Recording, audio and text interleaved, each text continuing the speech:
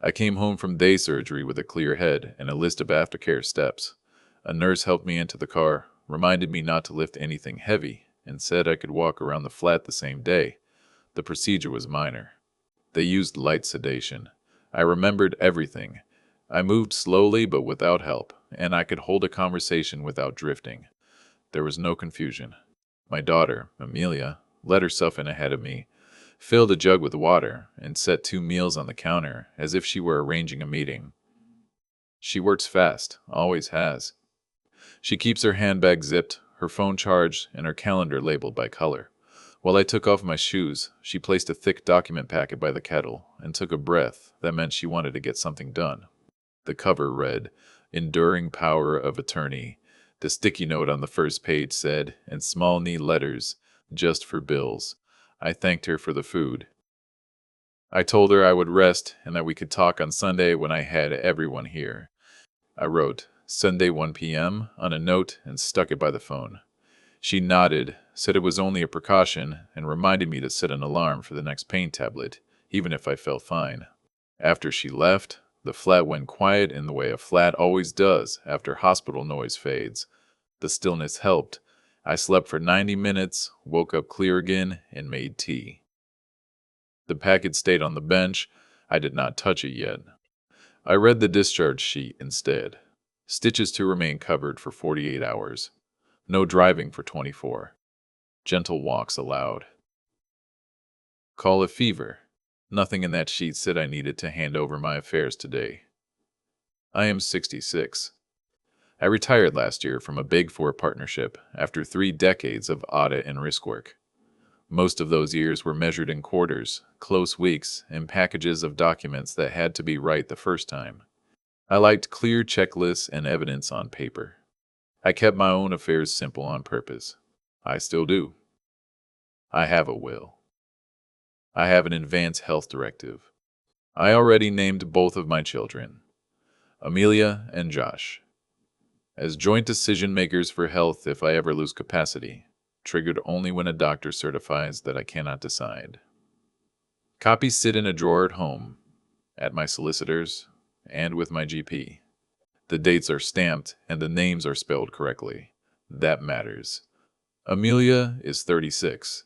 She is good at getting things moving and sometimes believes speed is care. She manages projects for a construction company and uses the same tone whether she is arranging cranes or reminding me to change the smoke alarm battery.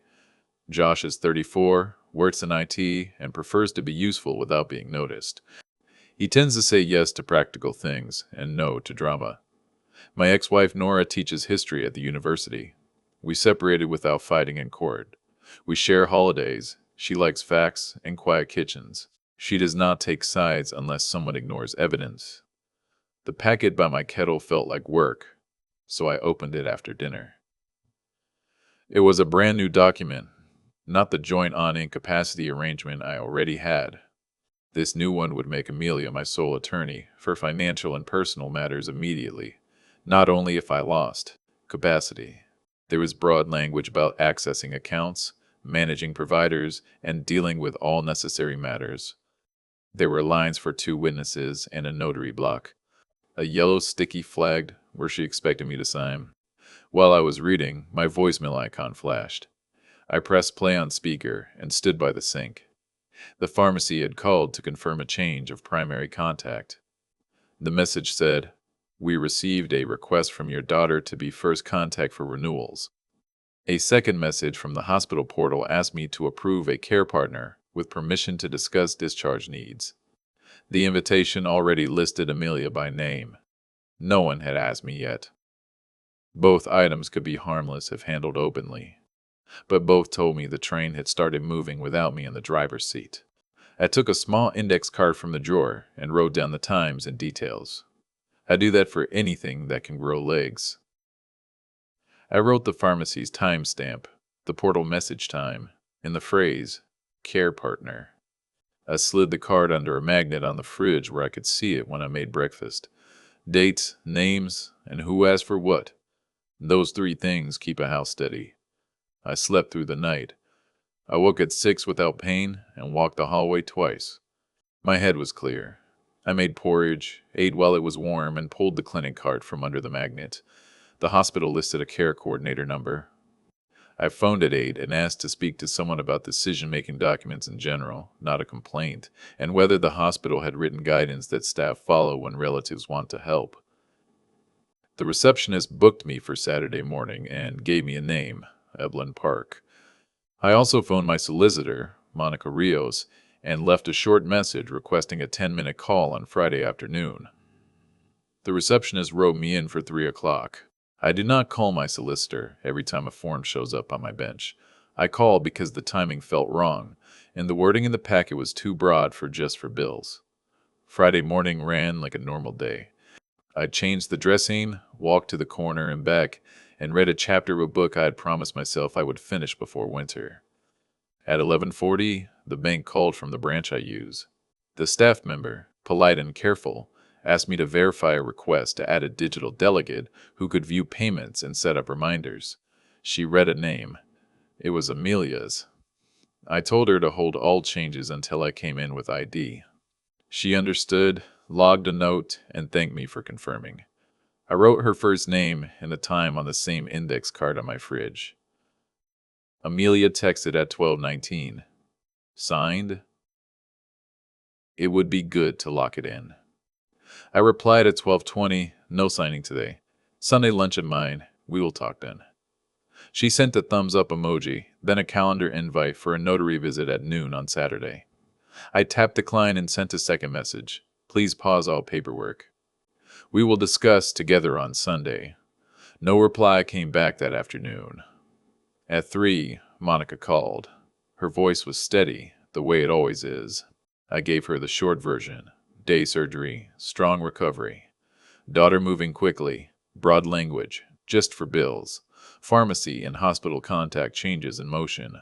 She was not alarmed. She said these patterns show up often after a health event, especially when one adult child lives closer or has a management job. She reminded me that no one appoints themselves, and that a valid power of attorney requires that I choose freely while capable. She suggested I separate immediate help from legal authority. For immediate help, she said, people often use specific permissions or temporary access that can be withdrawn. For legal authority, the question is whether I want one person, two people together, or a neutral professional if I ever lose capacity. She told me to bring everyone into the room, read a short paragraph from hospital guidance if needed, and keep the decision on paper away from the dining table. "Sign on Monday in my office if you decide," she said. "Not in your lounge with the notary who just arrived." I asked whether she would be available by phone on Sunday for a brief confirmation. She said yes, and offered to block 10 minutes. I walked to the branch at 4 to confirm the hold changes note. The clerk stamped a small Q slip to show I had presented ID and given that instruction. She wrote her initials. I took the slip home and slid it into a plain folder with the hospital appointment note and my list of times.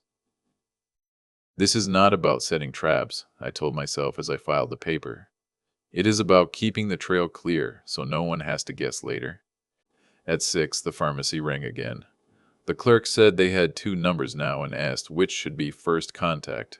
I said me with both children as backups. He recorded it. I noted the time and his name. Then I warmed the meal Amelia had left and ate it at the table without looking at the packet by the kettle. The hospital waiting area was quiet. A television in the corner scrolled news without sound. Evelyn Park, the care coordinator, met me at 9 sharp. She looked at me the way good staff do, checking my face, my balance, and whether I was speaking coherently.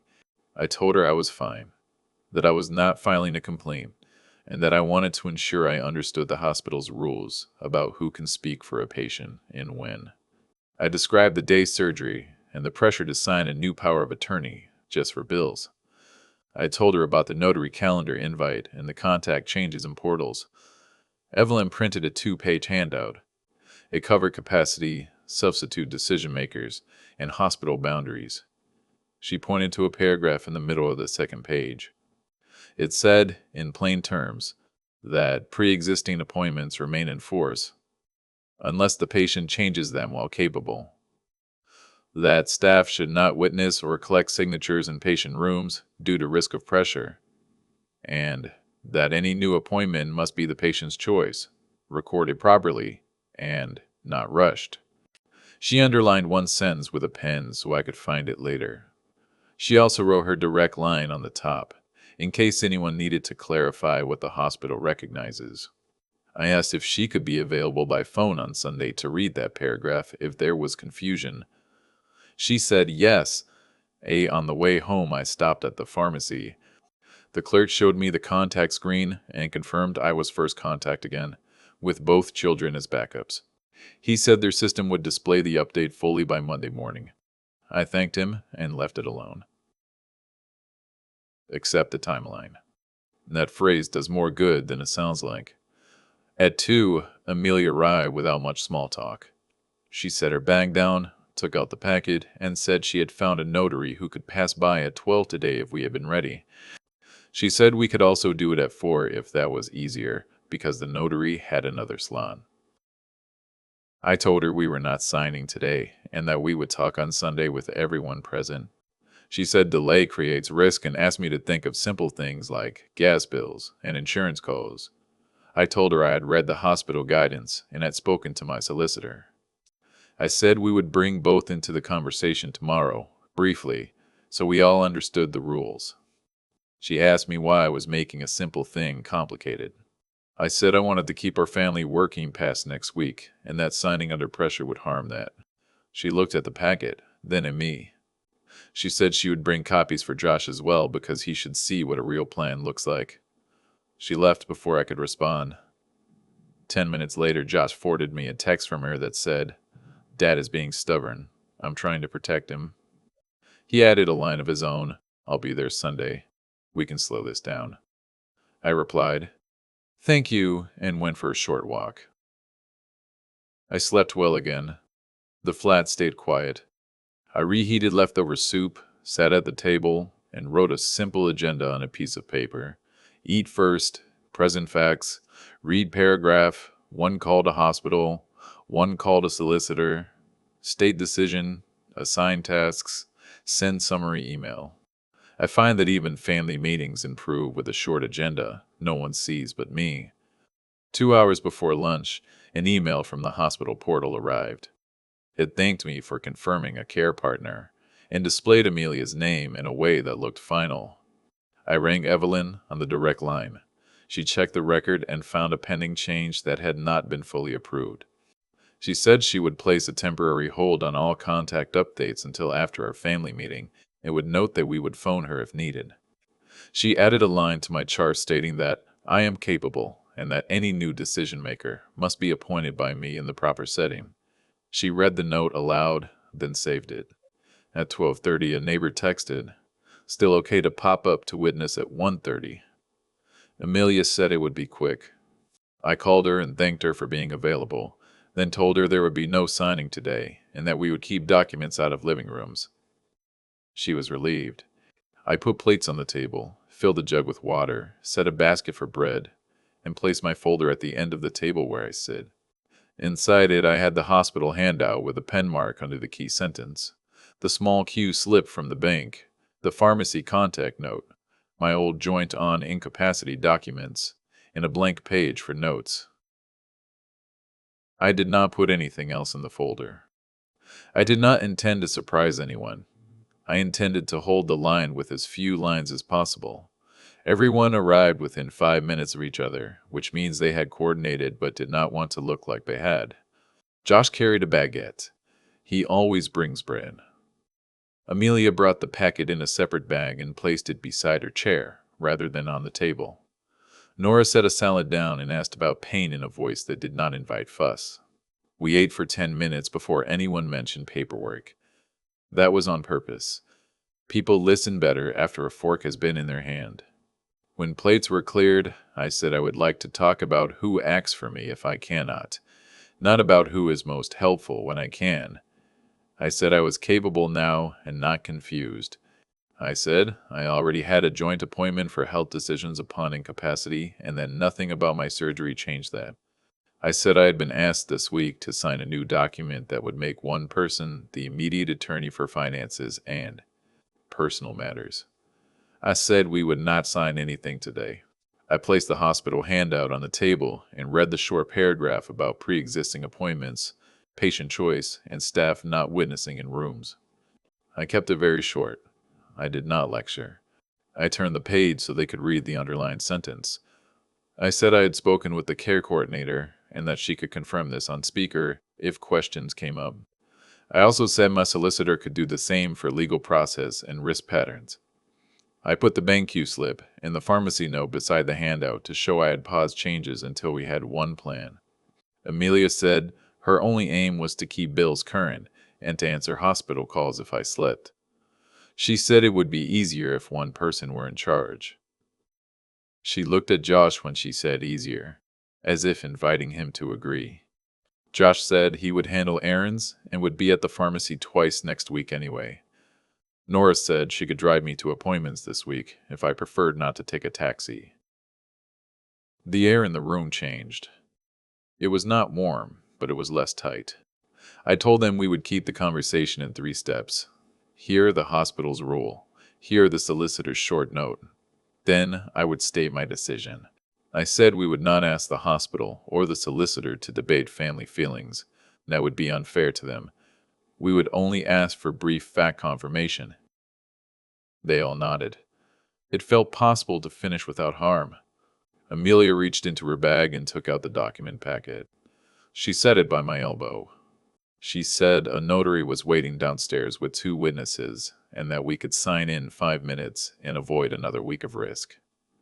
She used the word risk again and it landed differently than she intended. She probably meant late payments, mixed messages, or missed calls. I heard something else. I heard a plan to pull the decision under a clock. I told her we would not sign today and that we would not bring a notary upstairs without notice. I said we would not sign anything witnessed by neighbors who had been asked to come in advance. I pointed to the underlined sentence on the hospital handout again and said, "The spirit is the same at home. It should be my choice, free from pressure, set in the right room." She said I was escalating. I answered that I was bringing the pace back to normal. She said if we would not do it here, she would go to the hospital and ensure the staff understood the situation. I told her the staff already understood and that there was a note on my chart. She looked surprised at that, as if the record were a side rather than a place where facts live. Her phone lit with a message. She read it, closed the case, and said she needed air. She went into the hall. The lift doors closed a moment later. I did not follow. I did not call her name. I poured water for the table and asked Josh to slice the bread. Nora washed my face and then looked down at her hands. The room had shifted off balance, but not beyond repair. A neighbor texted again to ask if she should still come up. I thanked her for asking and said no, we would not be signing today. She replied with a relieved emoji and a line, happy to help in the right way. I phoned Evelyn and put her on speaker. She answered on the second ring.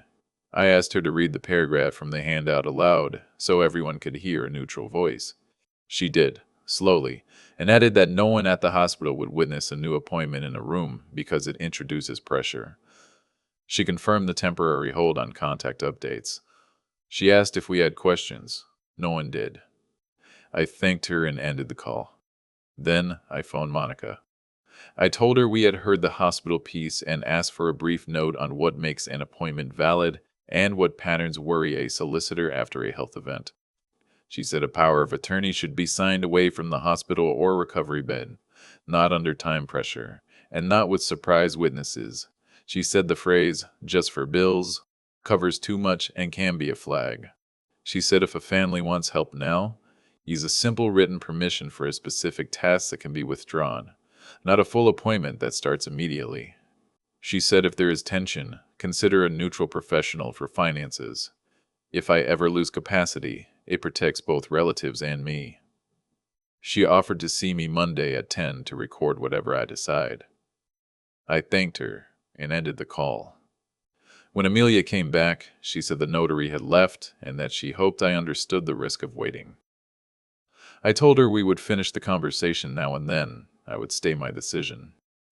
I said I would send a summary email today to the hospital, the bank, and the pharmacy so there was no confusion, and that we would execute documents on Monday at the solicitor's office. I kept my voice steady. She sat, placed both hands on the table, and waited. I opened my folder, looked once at the underlined sentence on the hospital handout, and took a breath. The next piece would be simple and final. I looked at the paper in front of me and spoke in the same tone I use when I read a bank statement out loud to myself. I said I would keep the health plan as it is if I ever lose capacity. Both children act together. I said I would not sign any immediate power of attorney today.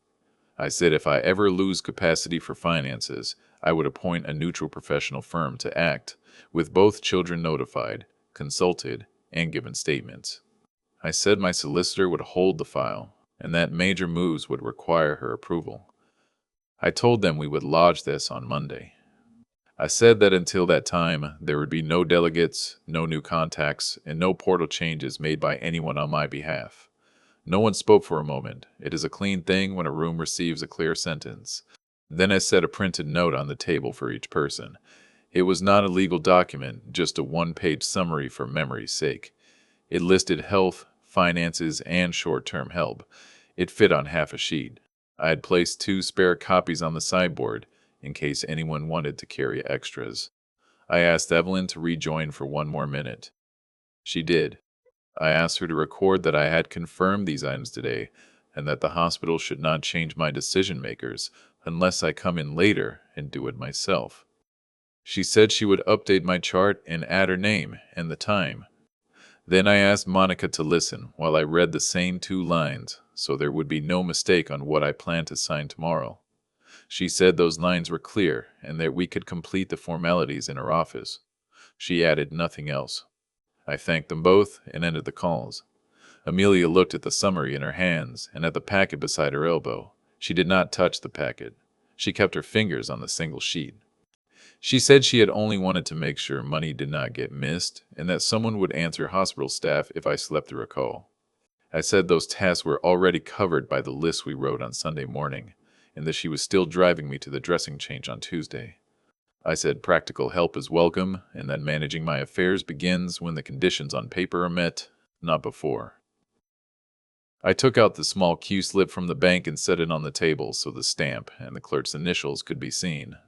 I said the bank had a hold on any new delegates until I came in with identification, and that I would confirm that again on Wednesday. I also set the pharmacy note beside it and said they had a message from me with the order of contacts.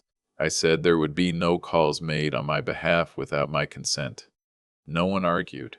No one needed to. The pieces were in place. The neighbor who had been asked to witness knocked at the door as if to test the seal on the day. Josh met her in the hall and thanked her for offering. He told her there would be no signing and that we were all set. She said she was relieved to hear that and that she would be happy to bring soup next week instead. Josh said we would accept the soup. She left be. The door closed softly. We sat for a few quiet minutes and let the table be just a table. I poured water. Nora asked if I had any pain. I said I did not. She asked if I needed more bandages. I said I had enough. Josh wrote the words, "To drive," in Thu Pharmacy on his phone. He showed me the screen so I could see the times. I said those times worked. Amelia spoke then. She said, I went too fast. She did not explain further. She did not ask for a softened version. She looked at the underlined sentence on the hospital handout and said, I understand the rule. She reminded herself that she was still on the list for a ride on Tuesday and for calls when I requested them. She said she could do those things properly. I said that would help. I took the package she had brought and placed it on the shelf behind me. I would keep it for a week, not as a threat, but because throwing it away in the middle of a calm decision would look like an insult. It was not an insult day. It was a record day. I sent one short email from my laptop to the hospital's general address with Evelyn copied. It said we had spoken with the care coordinator, and that I had confirmed my decision. I asked for my chart to reflect it. I sent a second email to the branch manager stating that I would visit on Wednesday with identification to verify no delegates were added and that any requests should be ignored until then. I sent a third email to the pharmacy confirming my contact preferences again. I copied both children on all three messages. I used the words, "Please confirm." I asked for replies that used the phrase "noted" and "recorded." Those words return to you when you need them. We finished the bread. We took pie out of the fridge. We ate F. The room had shifted and stayed that way. It felt like walking on level ground again after a brief slope. After everyone left, I cleaned the table and sat for a minute without looking at any paper. The flat felt like mine again. I placed the folder in the drawer where my documents live and shut the drawer with the same amount of pressure I use every time. That is how you know when you are back to normal. You do not need to hold something harder to make it stay closed. At 6, a short reply came from a hospital with Evelyn's name at the bottom. It said, "Noted and recorded." The words were enough. The bank manager replied before 8 with the same pair of words and a meeting time for Wednesday. The pharmacy replied Monday morning at 9:17 with the same phrase and a short line. Display updated. On Monday at 10, I met Monica. She read my full name and address into her file. She asked me to confirm I was comfortable and not under pressure. I said yes. She read the main points back to me so I could hear them twice. We signed and she stamped. She gave me 2 certified copies and plain covers and the 1-page summary. She would notify the hospital and the bank with a letter that used the same language as my summary. She would keep the originals. I took the copies home and placed one in the drawer and one in my safe. At the bank on Wednesday, the manager verified that nothing had been added. He offered to set up a notification that would alert me if anyone attempted to add a delegate in the future. He explained it in one line and did not oversell it. I declined for now and said I would revisit it later. He printed a short confirmation that no delegates existed and that notes were on file. He handed it to me. I placed it in the folder with the other items. On Thursday, Josh picked up the prescription and left it on my kitchen bench with a clear note, due 5 p.m., 1 pack. The simplicity of the note did more to steady the week than any speech would have done. He also placed the receipt near it so I would have the date if I wondered later.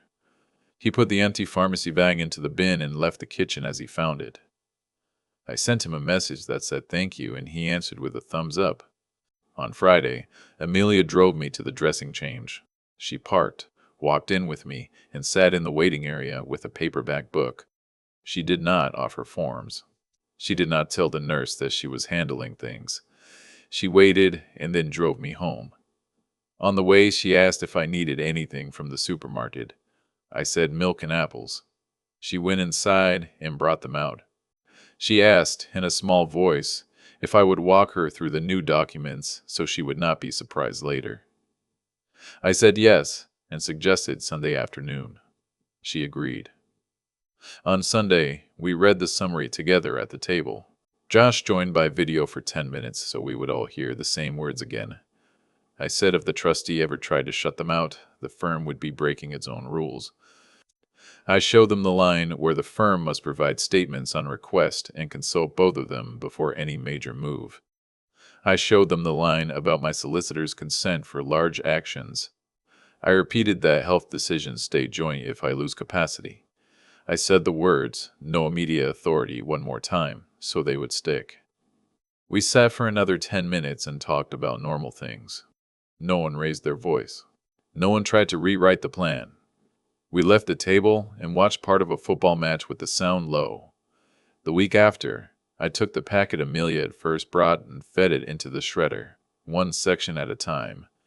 I did not make a moment out of it. I emptied the shredder and took the bag to the recycling bin and came back upstairs and made tea. I looked at the drawer with my documents and left it shut. I sent one last family message that Sunday night. It was 4 lines. Health, no change. Both of you together if I cannot decide. Finances, neutral professional only if I cannot decide. Both of you consulted and kept informed. Immediate, no power of attorney. Only task lists we agree on. Records, hospital, bank, and pharmacy confirmed. Solicitor holds originals. Each child wrote received. Nora wrote received and then added, "Thank you for keeping it clean." I said thank you for coming. That was enough. In the weeks that followed, nothing dramatic happened, which is the best measure of a good plan. I went to follow-up appointments and came home without needing recovery naps. I kept my steps light but regular. Amelia resumed her own work rhythm. She did not bring new forms. She forwarded 2 appointment reminders when I asked and left it at that. Josh handled a billing error on a phone plan because he was already on the line with the provider for his own account. He used my speakerphone while I sat with him so the agent could hear me say yes, and then he ended the call without adding himself to anything. Nora took me for a short drive on a clear day and said the water looked brighter than it had last month. She did not mean anything by it, and that was the point. Life became simple again. 3 months later, Evelyn called to check that the record still reflected my wishes. I told her it did and thanked her for the lines she underlined on the handout. She said those lines prevent trouble more often than people realize. I said I believed her. We ended the call. I added a small note to my folder with the date of her check-in so the memory would not fade. Amelia apologized again once, more clearly than before.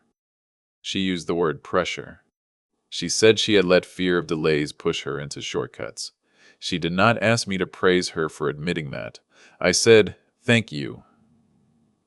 I said, if she wanted to help, there would always be errands. She said she liked errands. We returned to errands. The story did not end with a scene. It ended with a steady week and then a steady month. It ended with a clear drawer and an empty packet bag in a room that sounded like itself again. That is the kind of ending I will always take.